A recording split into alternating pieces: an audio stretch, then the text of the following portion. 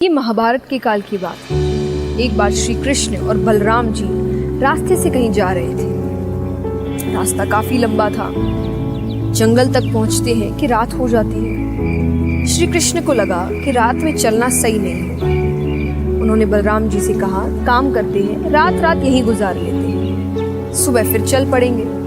बलराम जी ने कहा, पर ये जंगल है, मुझे नहीं लगता यहाँ रुकना सही हो, और अगर रुकना भी है तो एक काम कर सकते हैं कि हम पहरा दें। पूरी रात है, नींद भी आएगी, तो थोड़ी देर के लिए एक व्यक्ति सो जाएगा, तब तक दूसरा पहरा देगा। थोड़े समय बाद दूसरा सो जाएगा तो पहला व्यक्ति पहरा देगा। श्री कृष्ण ने कहा, बड़ी अच्छी बात है, सबसे पहले बलराम जी पहरा देते हैं। श्री कृष्ण सो रहे थे। अचानक एक राक्षस आता है। राक्षस ने जोर से चिल्लाया। उस चिल्लाहट को सुनकर बलराम जी बड़े डर जाते हैं। डर जाते हैं तो वो थोड़े छोटे हो जाते हैं। अब वो धीरे धीरे राक्षस आगे आ रहा है। वो जैसे जैसे आगे आ रहा है वो और जोर से चिल्ला रहा है। उसकी चिल्लाहट सुनकर बलराम जी और डर जा रहे हैं। अब बलराम जी जितना डर रहे हैं उनका आकार उतना छोटा होता जा रहा है और उस राक्षस का आकार और बड़ा होता जा रहा है। जब तीसरी बार उस राक्षस ने चिल्लाया, बलराम जी और छोटे हो गए और डर के मारे मूर्छा को प्राप्त हो गए। अब मूर्छा को प्राप्त होने से पहले बलराम जी ने जोर से चिल्लाया, हे कृष्ण। वो आवाज सुनकर श्री कृष्ण जागते हैं। उठकर देखा कि बलराम जी मूर्छा को प्राप्त हुए। राक्षस भाग चुका था वहां से। अब श्री कृष्ण को समझ नहीं आया। उन्हें लगा शायद बलराम जी को बड़ी जोर की नींद आ रही होगी, इसलिए बस सोने से पहले मुझे आवाज दे दी और अब सो चुके हैं। श्री कृष्ण पहरा देने लगे। थोड़ी देर बाद वो राक्षस फिर से आता। श्री कृष्ण को देखकर उसने जोर से चिल्लाया। श्री कृष्ण बिल्कुल नहीं घबराए, बल्कि बड़े ही प्रेम से पूछते हैं, अरे क्यों चिल्ला रहे हो? जब डरते नहीं है तो यहाँ पर श्री कृष्ण का आकार थोड़ा सा बढ़ जाता है और उस राक्षस का आकार थोड़ा छोटा हो जाता है। ये देखकर राक्षस को बड़ा क्रोध आया।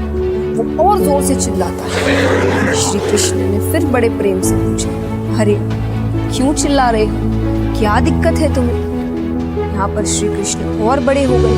वो राक्षस और छोटा होता गया और धीरे धीरे वो राक्षस बिल्कुल छोटा हो जाता है। श्री कृष्ण ने उसे हथेली में उठाया और अपने कमर पे कपड़े के साथ बांध लिया। सुबह होती है, बलराम जी उठते हैं। बलराम जी ने श्री कृष्ण से कहा, अरे तुम्हें पता है कल रात को यहाँ पर एक बड़ा सा राक्षस आया था? श्री कृष्ण ने कहा, बड़ा सा राक्षस? जरा एक मिनट रुकना। वो अपने कमर से जिस कपड़े में उन्होंने उस राक्षस को बांधा था उसमें से उसे निकालते हैं। ये सी राक्षस की बात कर रहे हो?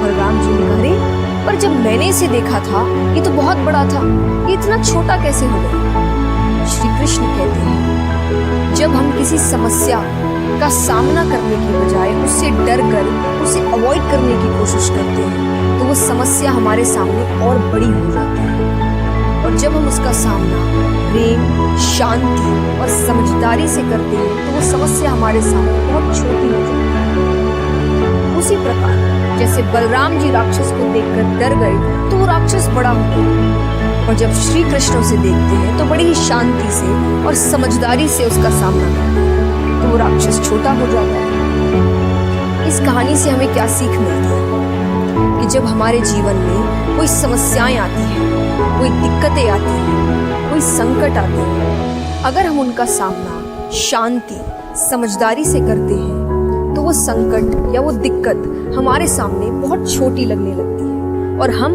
उसे कंट्रोल कर सकते हैं। लेकिन जब हम उस संकट का सामना करने की बजाय उसे अवॉइड करने की कोशिश करते हैं, उससे डर कर भागने की कोशिश करते हैं तो वो समस्या हमारे सामने बहुत बड़ी बन जाती है और फिर हमें काबू करने लगती है। अगर आप चाहते हैं कि आपकी समस्याएं, आपकी दिक्कतें, आपके प्रॉब्लम्स, आपके स्ट्रगल्स आप पर काबू ना पाए तो उनका सामना करें शांति से, समझदारी से।